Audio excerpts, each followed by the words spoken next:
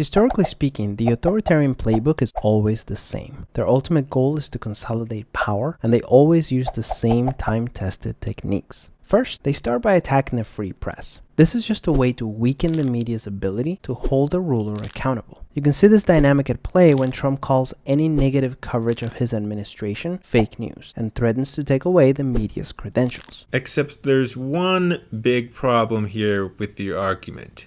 They are fake news. The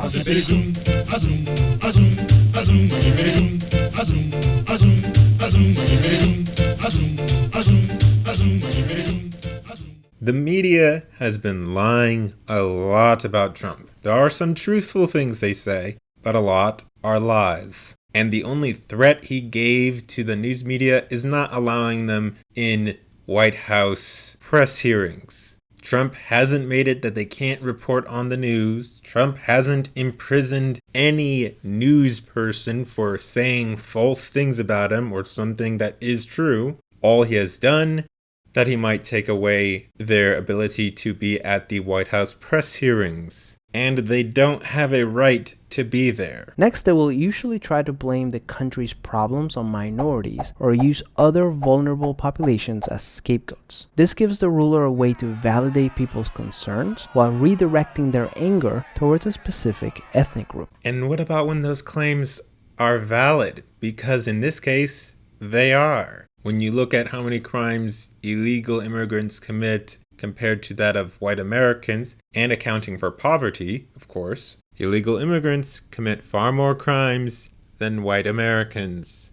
Now, if you want to look at legal immigrants, yes, they commit far fewer crimes than even white Americans. They are the people you want. If people start protesting or revolting, they will blame the dissent on foreigners or paid protesters. I don't know about protests being blamed on foreigners, but there have been paid protesters. That is a real thing. This usually gives the ruler justification to use force against civilians or to strengthen internal police forces. Trump hasn't done anything like that. Next, they'll try to weaken judicial checks on power. They usually do this by publicly discrediting judges or the judicial system, defunding departments that investigate internal criminal activity, and working to remove people from powerful positions that are not loyal to the regime or its ruler. Well, when they ignore the Constitution, yeah, they should be discredited and they should be removed.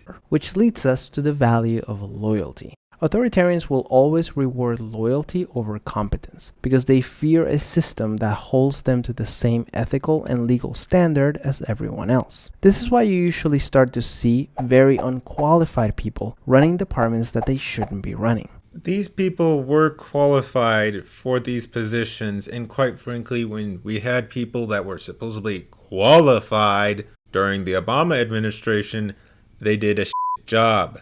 A lot of these dynamics are already happening in the United States. If we're not careful, the US can slip into a modern version of authoritarianism. You are such an alarmist. Under Trump, no, we're nowhere near authoritarianism. Now, I disagree with Trump on some of the things he does, but some of the things he has done, some of those things you have liked, like implementing more gun control, you liked. But I'm against that strongly. Authoritarians thrive on popular fear and collective resignation. The most powerful thing you can do is simply participate in resistance campaigns that are peaceful and non-violent. Following movements like Indivisible or participating in campaigns by the ACLU are good places to start. No, those are terrible organizations. Or at least the ACLU. I'm not sure about what the Indivisible is, but it's probably also bad since you mentioned it. But the ACLU is most definitely a organization. Anyways, that's it for this video. If you liked it, please give it a like, subscribe, share my content with all your friends, your family, your followers, and on all your social media. Do that, and I'll see y'all later. As happy as I can be.